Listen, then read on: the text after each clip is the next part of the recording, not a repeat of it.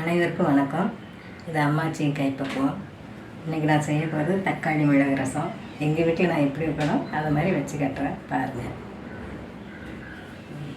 அதுக்கு தேவையானது 1 ஸ்பூன் மிளகு, 1 ஸ்பூன் ஜீரகம், கருவேப்பிலை, 4 பல் பூண்டு, பெருங்காயத்தூள், 2 தக்காளி, மஞ்சத்தூள், உப்பு, எண்ணெய், ஒரு எலுமிச்சம்பழம் அளவு புளி கரைச்சி வச்சுருக்கேன்.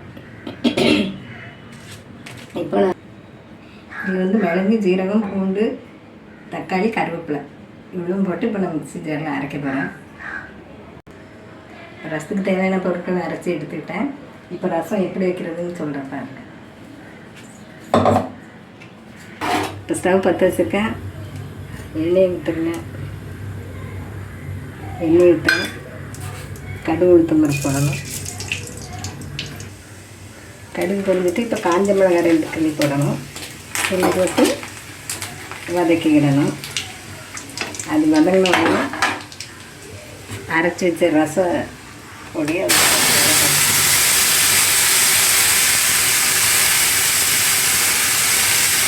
ரசத்துக்கு அரைச்சி வச்சுட்டு இப்போ அதில் வதக்கணும்.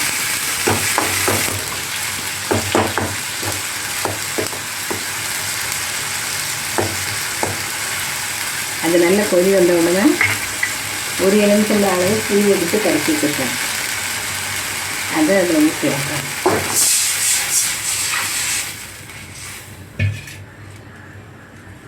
இப்போ பெருங்காயத்தூள்,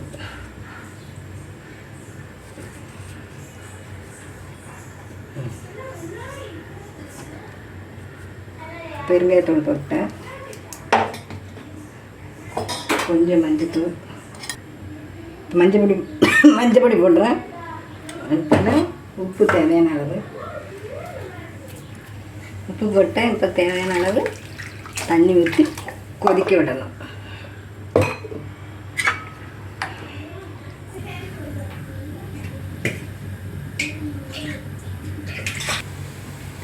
இப்போ ரசம் பொங்கி வருது.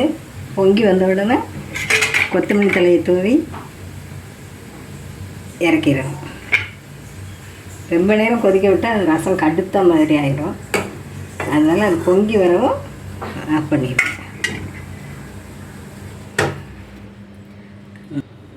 இப்போ சூப்பரான ரசம் ரெடி ஆகிட்டு.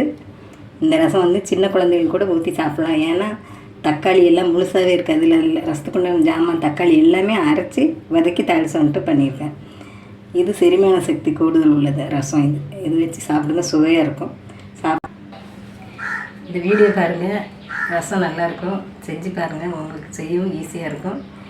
இந்த ரசம் பிடிச்சிருந்தா இந்த அம்மாச்சி கைப்பக்குவத்துக்கு ஆதரவு கொடுங்க. நன்றி.